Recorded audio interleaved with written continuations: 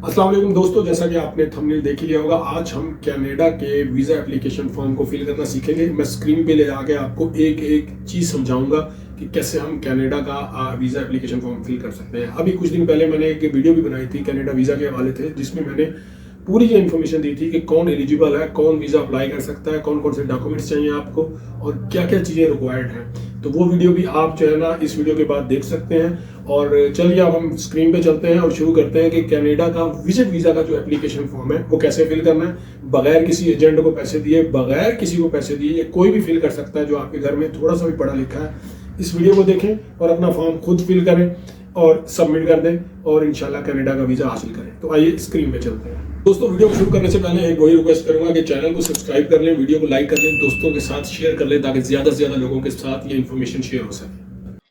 तो दोस्तों, हम गूगल पे आ जाएंगे और गूगल पे आने के बाद सबसे पहले हमने क्या लिखना है, कनाडा GCK।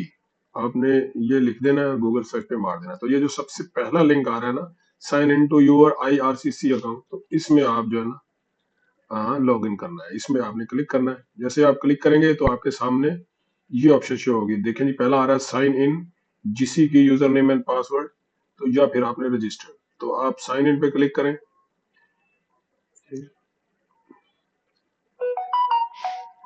तो जब आप साइन इन पे क्लिक करते हैं तो वो आपसे कहता है कि या तो आप यहाँ पे साइन इन हो जाए अगर आपका पहले से GCK आपने बनाई हुई है, और अगर नहीं बनाई हुई तो आप यहाँ पे साइन अप हो जाए। तो हम यहाँ पे साइन अप हो रहे हैं। ये टर्म्स एंड कंडीशन है, ये देखें, ये यहाँ पे terms and condition, user name, password, ये सारी चीजें आपको यहाँ पे बनानी पड़ेंगी, क्रिएट करनी पड़ेंगी। ठीक है, तो मैं ये बना लेता हूँ। जब तक मैं वीडियो को थोड़ा सा फास्ट फॉरवर्ड कर दूंगा तो ये सारी चीजें, जैसे ये देखें, यूजर नेम, पासवर्ड, ये क्वेश्चन आंसर, ये पूरी चीजें आपको यहाँ पे जो है ना क्रिएट करके फिर आप इसकी एप्लीकेशन फिल कर सकते हैं, इसका फॉर्म फिल कर सकते हैं। तो मैंने आई एक्सेप्ट पे क्लिक किया। तो उसके बाद जी आपका यूजर नेम, फॉर एग्जांपल मैं यहाँ पे लिख देता हूँ WCMG, ये मैंने यूजर नेम लिख दिया। वो बोला मिनिमम 8 कैरेक्टर्स होने चाहिए, तो WCMG 112 कर देता हूँ। देखो, हाँ हो गया जी, उसने बोला ओके। अब मैं कंटिन्यू करता हूँ।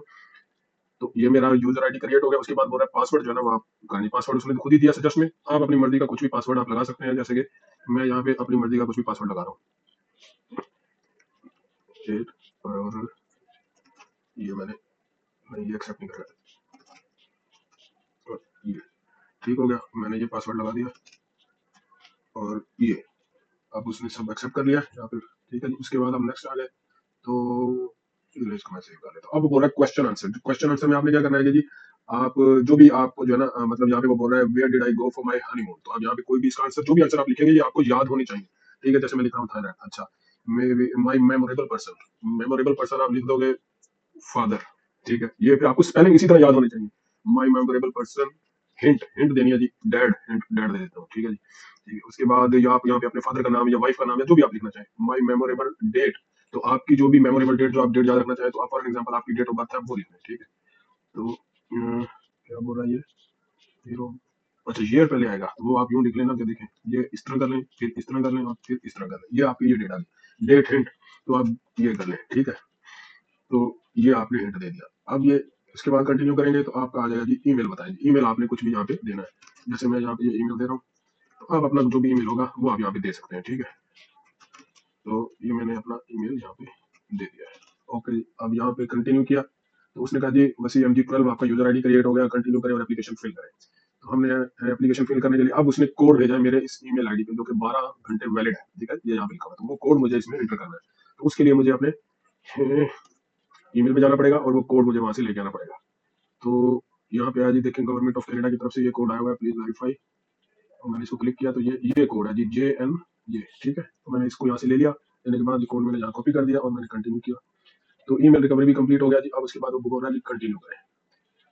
अब आपने कंटिन्यू किया तो उसने बोला जी from this page you can change your password. इसको आपने पढ़ लेना, पढ़ने के बाद फिर आपने एप्लीकेशन, अब आपने इसको कंटिन्यू करना है। जैसे ही आपने कंटिन्यू पे क्लिक किया तो उसके बाद ये आ जाता है जी 2 स्टेप वेरिफिकेशन।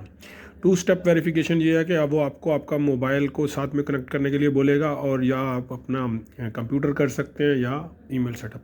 तो आप क्या करें, सेटअप योर मोबाइल डिवाइस। अब मोबाइल डिवाइस पे क्या है, एक्सेप्ट करें। अच्छा, एक्सेप्ट करने के बाद फिर आप नीचे आते हैं। आप ये सारी चीज़ें मतलब देख लें, उसके बाद आप नीचे आके कंटिन्यू करेंगे। जब कंटिन्यू करेंगे तो उसके बाद वो कहेगा अब आप अपने मोबाइल से इस QR कोड को स्कैन करें। जब आप इस क्यूआर कोड को स्कैन करेंगे तो उस स्कैनिंग के बाद वो आपके मोबाइल में जो अथेंटिकेशन वाली जो अथेंटिकेटर होगा ना एप्लीकेशन, उस पे ले जाएगा। उस पे ले जाके वो आपके मोबाइल को इसके साथ लिंक करेगा और साथ में एक कोड देगा आपको। वो जब कोड आपको मिलेगा, वो कोड आपने इसमें नीचे जो अथेंटिकेटर कोड है 5RYU, इसके नीचे वो कोड आपने डालना है। तो अभी मैंने स्कैन किया है तो मैं कोड का वेट कर रहा हूँ। जैसे ही कोड आता है तो फिर मैं यहाँ पे कोड जो है यहाँ पे लिख दूंगा और फिर हम आगे चलेंगे।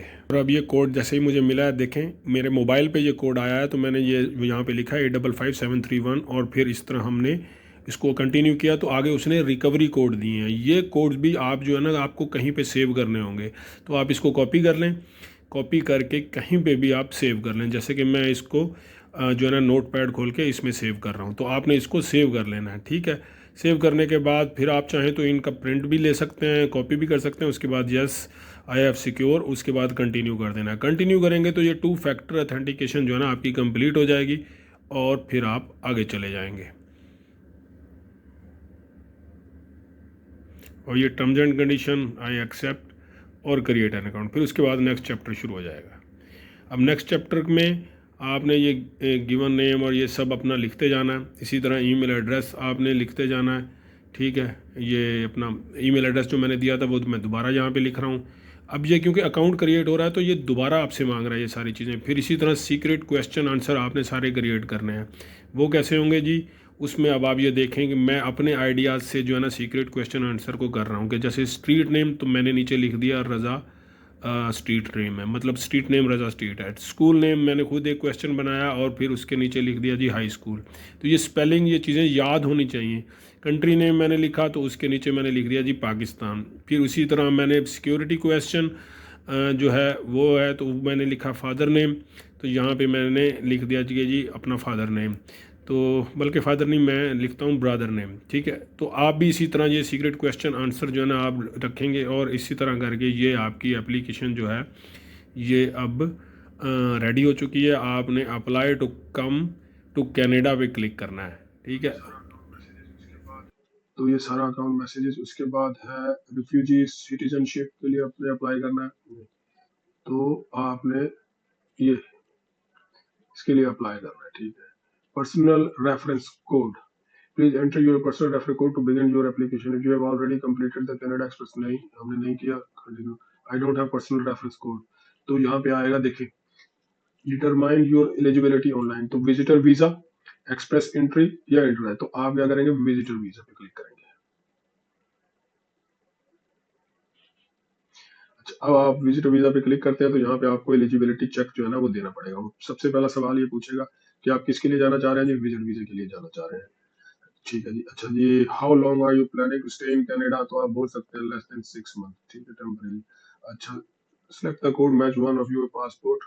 अच्छा जी, वो आप ये आएगा पाकिस्तान। ठीक हो गया आपका, अगर जो भी कंट्री होगा आप उसका कर लेंगे, इंडिया या अफगानिस्तान या जो भी आपका कंट्री। उसके बाद क्या रहा, what is your current country of territory residence, if you are presently in Canada you should select Canada, यानी कि अगर मैं जैसे कतर में हूँ तो मैं कतर कर दूंगा। ठीक है, अगर आप मतलब पाकिस्तान में है तो पाकिस्तान कर दोगे, या अगर यूएई में है तो यूएई, तो मैं क्या करूंगा, मैं पाकिस्तान कर दूंगा।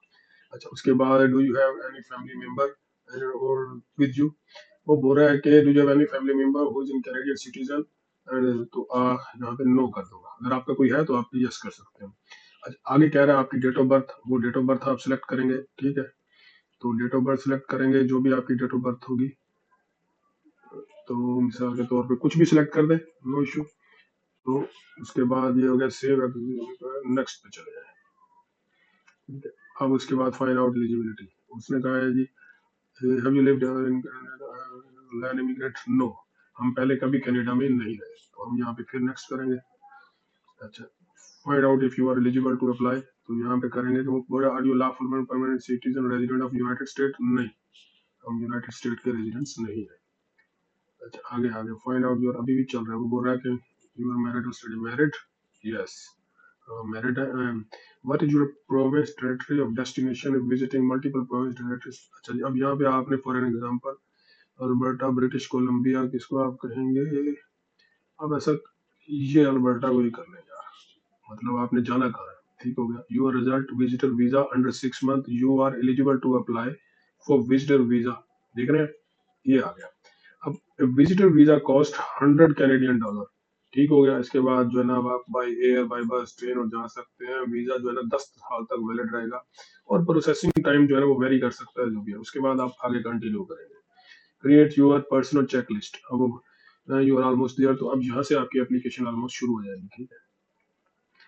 अब यहाँ से अब आप चलते हैं जी कि what is the main purpose of your visit. तो आप बोलेंगे to visit your family friend या जो भी, तो आप मतलब नॉर्मली टूरिज्म या जो भी पर्पज होगा वो आप यहाँ पे सिलेक्ट करोगे। नेक्स्ट करते हैं। जब आप नेक्स्ट करते हैं तो आगे आप आ जाता है, do you have job in the country where you currently live.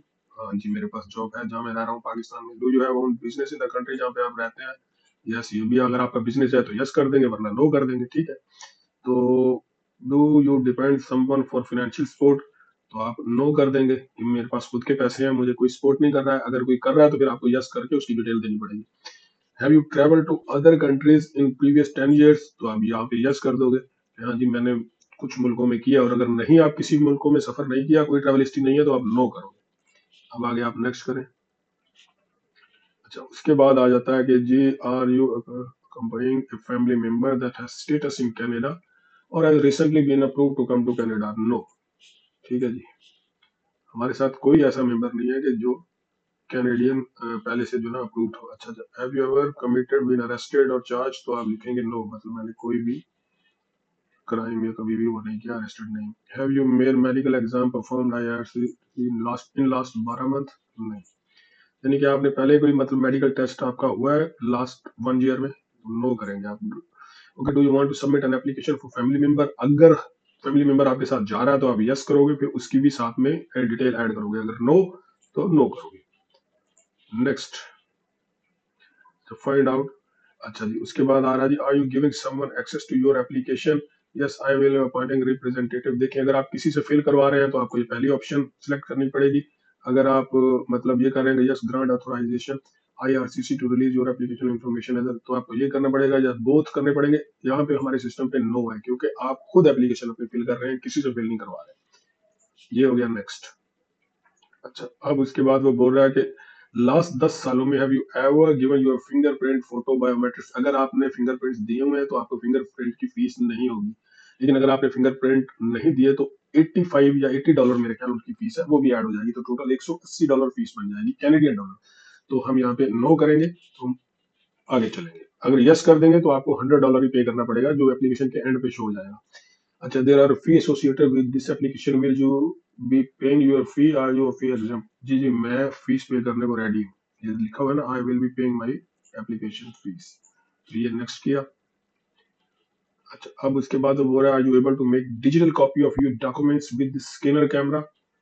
Are you able to make, हाँ जी बिल्कुल कर सकते हैं, डिजिटल कॉपी बना सकते हैं और अच्छे से स्कैन करके हम अपने डॉक्यूमेंट्स को अपलोड कर सकते हैं। उसके बाद वो बोल रहा है, will you be paying your application fee online. To pay online you can see credit card, sorry you can use credit card, Visa, master and this and pay और वीजा, डेबिट और मास्टर कार्ड। तो आप yes कर दें अगर आपके पास ये सारी ऑप्शंस हैं, और अगर नहीं है तो फिर आप नो करेंगे, तो उसका फिर वो जो नेक्स्ट में आपको प्रोसेस बताएंगे कि आपने कैसे बैंक के थ्रू पे करनी है। तो मेरे केस में मैं यस कर रहा हूँ।